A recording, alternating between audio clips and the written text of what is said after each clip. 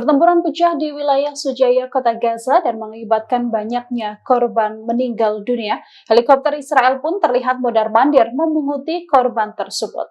Kelompok perlawanan Palestina terlibat konfrontasi dengan pasukan IDF. Meski berjuang keras untuk mempertahankan pijakan di lingkungan kecil Al-Sujaya, IDF justru chaos melawan Hamas. Setidaknya satu tentara Israel dari Batalion 101 Brigade Paratroopers tewas dalam konfrontasi di Al-Sujaya ini. Di jalur Gaza bagian tengah, seorang pejuang dari Batalion 8101 Brigade Alexander juga terluka parah.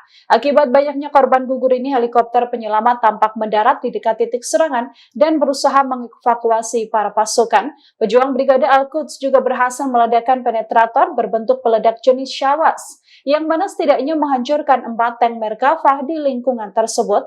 Kelompok pejuang Al-Quds juga meledakkan IFP jenis Laras Tower di kendaraan militer Israel. Brigade tersebut juga melancarkan operasi gabungan dengan para pejuang Al-Qassam, di mana alat peledak rakitan berbentuk tong lainnya diledakkan ke dalam tank Merkava Israel. Bantuan serangan juga dilancarkan oleh Hizbullah. Pasukan militer Lebanon ini melancarkan serangan roket untuk memukul mundur IDF. Serangkaian pesawat tak berawak yang dikerahkan menargetkan lebih dari 10 pangkalan dan barak Israel di garis depan utara.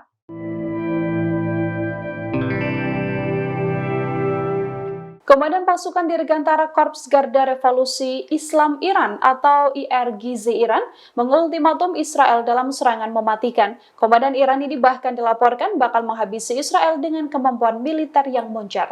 Sosok Komandan IRGZ ini adalah Brigadir Jenderal Amir Ali Hajizadeh.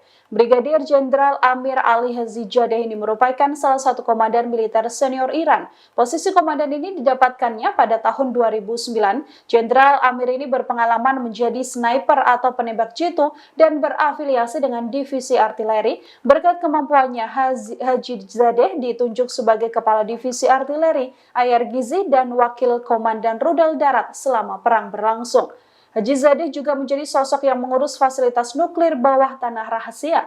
Seiring waktu, peran Hajizadeh semakin besar. Pada pertengahan tahun 2000-an, Hajizadeh diangkat menjadi Komandan Pertahanan Udara IRGZ. Memimpin IRGZ, Hajizadeh mengomando kemajuan teknologi dan amunisi. Berkali-kali komando dari jenderal ini berhasil menjatuhkan pesawat pengintai Amerika Serikat, seperti diantaranya di atas Teluk Persia.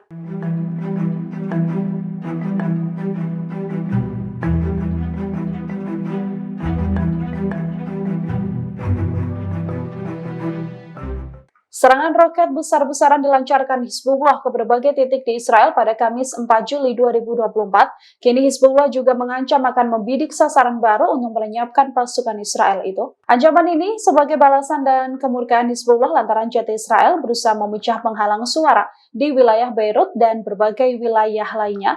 Hizbullah pun langsung membalas serangan Israel ini dengan meluncurkan lebih dari 200 roket dan segerombolan drone ke setidaknya 10 lokasi di Israel yang merupakan barak militer.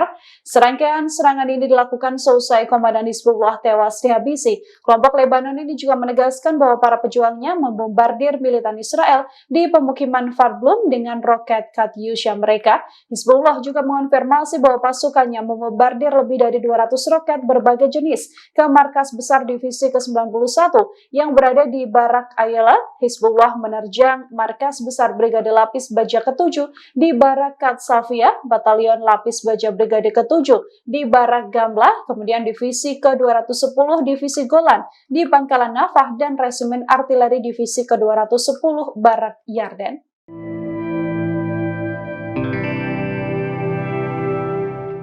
Israel sesumbar bahwa negaranya siap berperang melawan semua negara Timur Tengah. Mereka mengaku punya senjata kiamat yang akan melibas seluruh musuh. Hanya saja senjata kiamat itu tak lebih canggih dari bantuan senjata-senjata Moskow untuk negara pro-Palestina.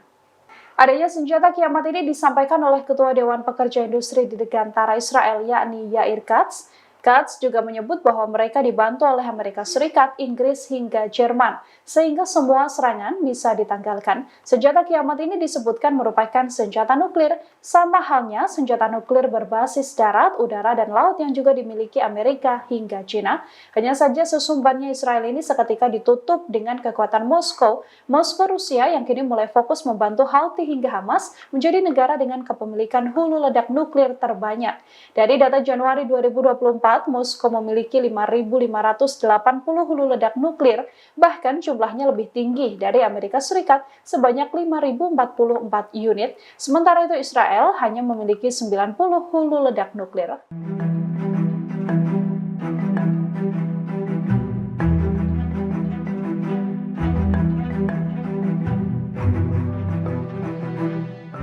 Seusai komandan pasukan Hizbullah dihabisi, kini serangan balasan instan dilakukan pasukan Lebanon. Wakil komandan unit angkatan darat Israel tewas dihantam roket besar yang dihujani oleh Hizbullah. Dari laporan The Jerusalem Post, perwira tersebut diidentifikasi sebagai Itai Galea yang berusia 38 tahun. Galea adalah wakil komandan Kompi Unit 8679 Brigade Lapis Baja ke-679 Angkatan Darat Israel. Ia terbunuh ketika sebuah roket menghantam dataran tinggi Golan dalam serangan besar-besaran Hizbullah.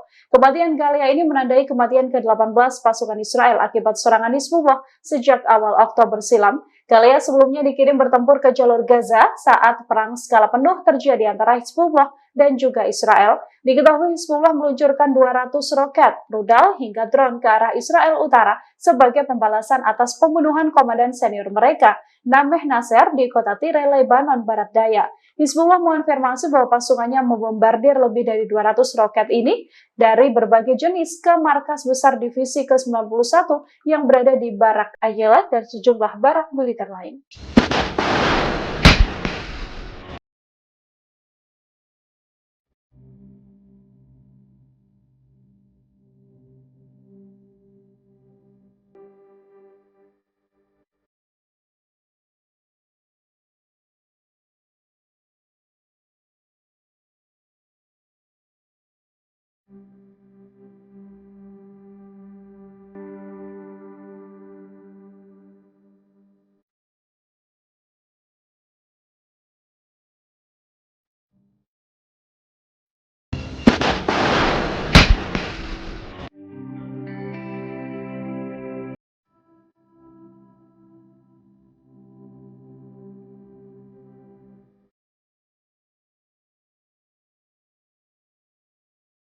Download Tribun X sekarang, menghadirkan lokal menjadi Indonesia.